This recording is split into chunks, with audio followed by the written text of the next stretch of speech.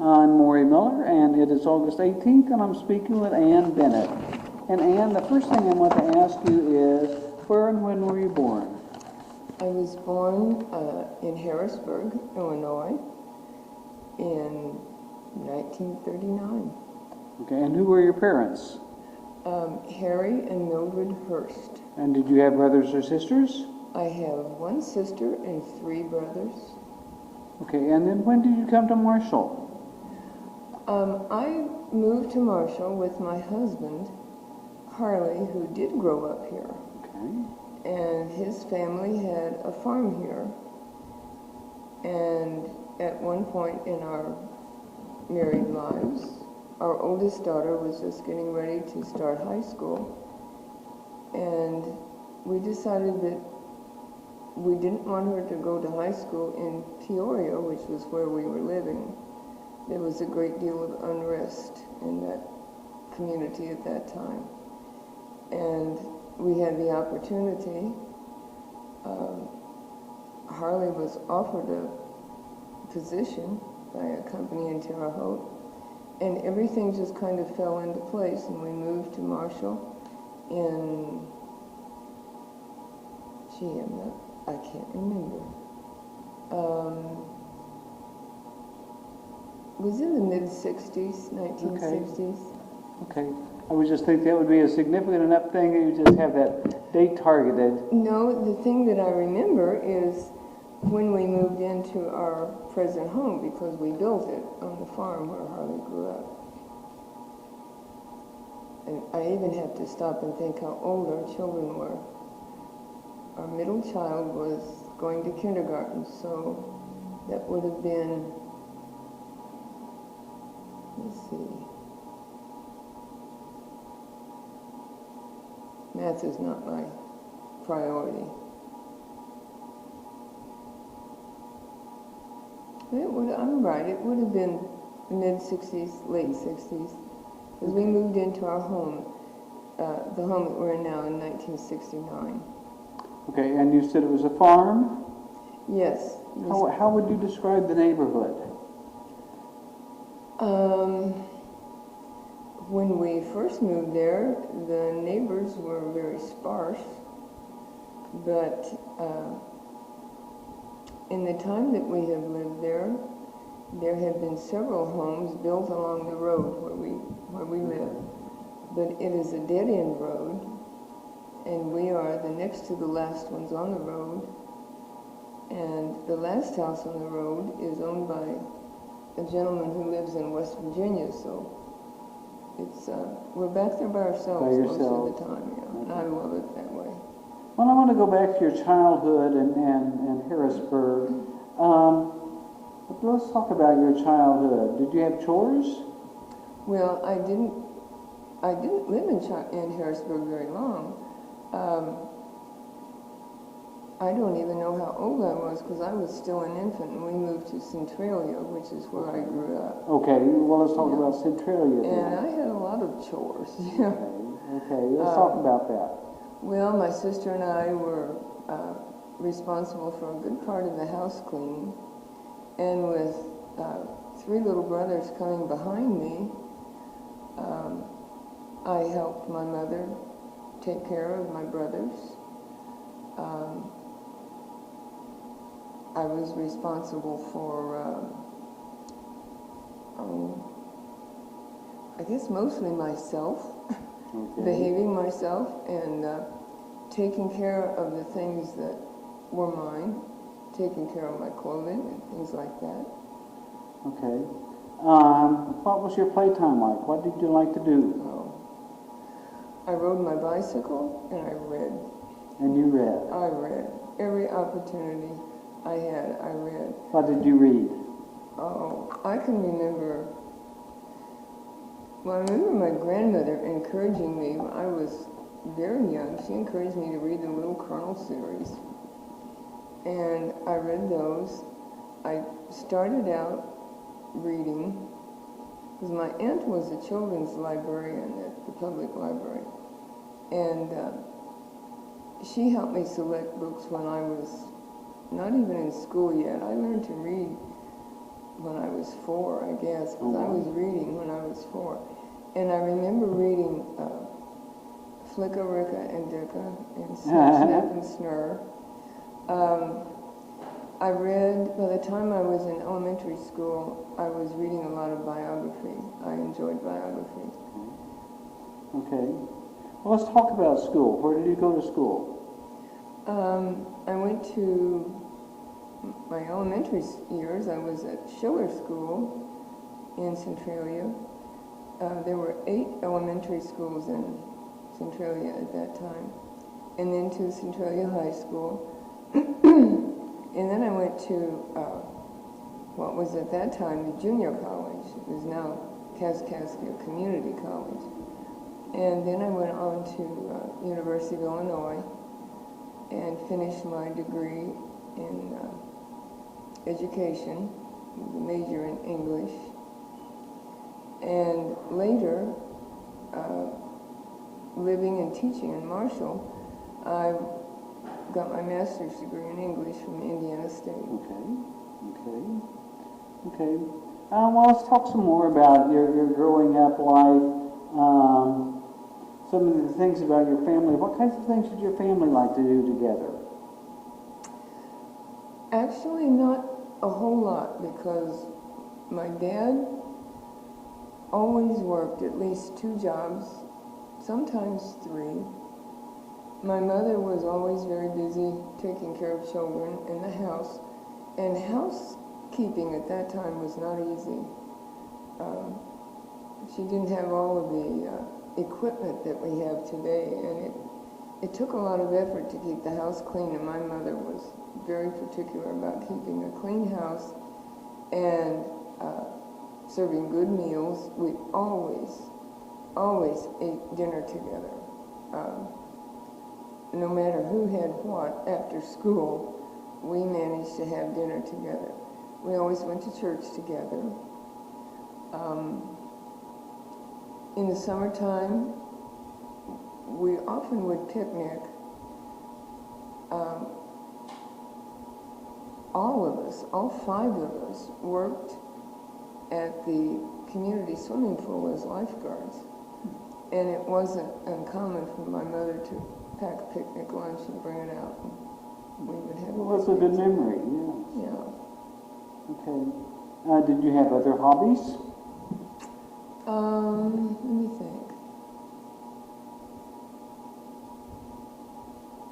Well, I enjoyed playing with kids in the neighborhood. We roller skated a lot, and actually, I lived on a boulevard, which was actually amounted to 2 blocks, because there was a boulevard in the middle. And on that boulevard, there were 38 children. So I never wanted for someone to play with, and we played a lot of baseball. We roller skated. We played jacks. We played Annie Over. I had 2 good friends who lived in the same block I did, and we just spent time together. I enjoyed movies. I love movies, and I was allowed to go to the movies with a group of friends by the time I was probably 10, 11 years old, and we could walk. We didn't own a car. We walked everywhere we went. Did you have a pet? We always had a cat. Always had a cat. A cat. And my dad always had a bird dog. So, and the bird dogs were always pets too, but the cats were the real family pets. Well, let's talk a little bit later. You got married. How did you meet the man who is to be your husband? He was a friend, a close friend, and a student at Bradley University, along with a fellow that I was dating at the time. And he introduced us, and I wound up marrying Harley. And where and when was that? 1963, February 1963. Okay. And where was that? we were married in Centralia. At the time, Harley was working for an accounting firm in Peoria, and I was teaching school in Leroy, Illinois. And but we came home to where I grew up, where my parents still were. We were married there. So he was from Centralia as well? No. No, he grew up on the farm here in Marshall. Oh, I see. But then when his folks moved away from there, they moved up to Harvey, and Harley went into the Navy then. And he went to university after he got out of the Navy. Okay, well, let's talk about teaching. Did you begin teaching as soon as you moved to Marshall? Did I begin teaching what? As soon as you moved to Marshall? No, I didn't. I still had, our son Joseph was still young enough that he wasn't in school yet, and I did not teach until he started school. Okay, and then what did you teach? I taught junior high, at the time, junior high English, primarily grammar, but some literature. Okay. And how long did you teach?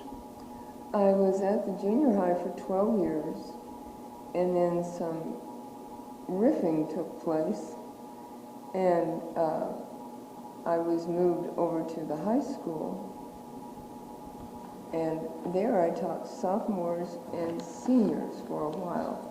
I taught 13 years at the high school. Oh, so how would you compare teaching at the junior high and the senior high school level? Oh, I think I was designed to be a senior high teacher. Okay.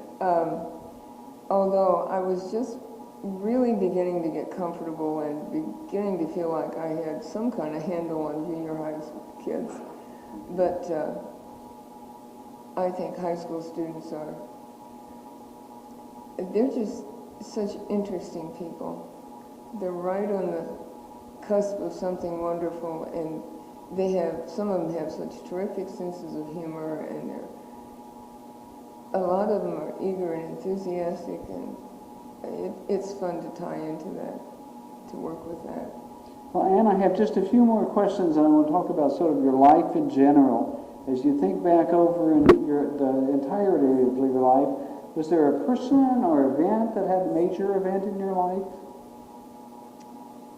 Yes, several people. My grandmother, for one, she lived only 4 doors down the street from us, and she was always a very sympathetic and compassionate person. I think I often was not a happy child, and she was a cushion for me. Another person was a gentleman named Robert Berkheimer, who, when I first met him, was the dean of our junior college. He became a good friend. He left Centralia. I'm not sure where he went from Centralia, but I know that he came back to Illinois then and became state director of community colleges when there was just at the beginning of the thrust of community colleges. And I recall he invited me one time to sit on a panel, a discussion panel for the WILL television. And I was so very large with child. I felt really kind of strange doing that and a bit uncomfortable getting there. But he was a good friend. He was also a poet. Wrote a couple of books of poetry that I have inscribed, messages from him. Yeah. Okay. Again, let's talk about the things you look at of the whole of your life. What historical events stand out in your mind? What historical events? Historical? Historical. Things that you remember from things that happened locally or statewide or nationally or internationally, the events that you particularly said, that influenced my life. I think the first one I remember, and it stayed with me so, was when there was a coal mine explosion in Centralia. And I must have been maybe 5 or 6 years old. And there were 111 men who died in that event. And John Lewis, who was the head of the union at that time, had visited that mine several times and had insisted that it needed to be closed down because it was in such terrible condition. Well, that closed it down, obviously, and that was the end of it. But I recall that my parents were so concerned because they had a good friend who worked in the mine, and he was to have been working that shift. But the explosion occurred as he was waiting for the elevator to go down. So he was not involved, and that has stayed with me forever. I like that. I remember when I was at the University of Illinois that John Kennedy came and spoke on the quad. Wow. I remember the threat of the Cuba invasion. I definitely remember the Vietnam War, you know, the threat of that. And, also remember living with what we understood to be a Cold War.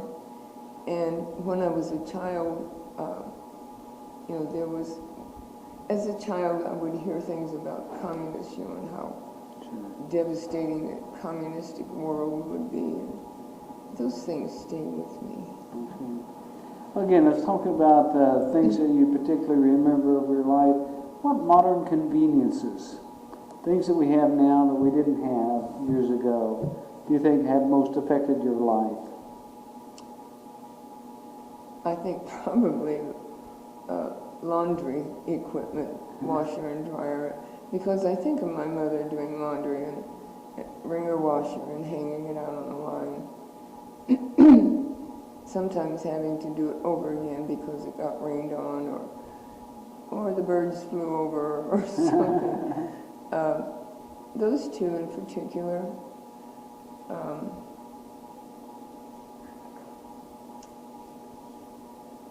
Gee, I don't know what else, except everything is probably, and I don't know if this would come under that category, but I think today's furnace, you know, the gas and electric and oil furnaces of today. I remember my dad having to shovel coal into the furnace every night and clean it out, and also remember how dirty the coal dust was and how difficult it was to keep the house clean. Well, that's certainly a good memory then. One more question, Ann. If you were talking to somebody who wasn't from here and describing Marshall, how would you describe Marshall and why would you tell them that you live here? Oh, well, first of all, Marshall is physically beautiful. It's just, I think the community demonstrates, when you look at it, how the pride that people have in their homes, in their yards. And I remember my dad, the first time he came to Marshall, and he came into town and drove around, and when he came back, he said, "This is a beautiful community." He said, "Even the empty lots are mowed and taken care of." People are concerned about each other. People really care about what happens to you, and they want to help as much as they can, when there is a need, the way that the people come together to work on a project that needs to be done, the restoration of Harlan Hall, and all of the people who have worked on the house for the Scott family, you know, for no other reason than there's a need, and if you can help take care of that need, you do it. And I think there is just a sense of companionship, and I would encourage anyone and everyone to live in, if not Marshall, a community like Marshall. It's just a wonderful place to live, and I think it is an incredible place to raise children. Well, I want to thank you, Ann, for talking with me this afternoon. And I think those are going to be some good recollections that people are going to want to hear.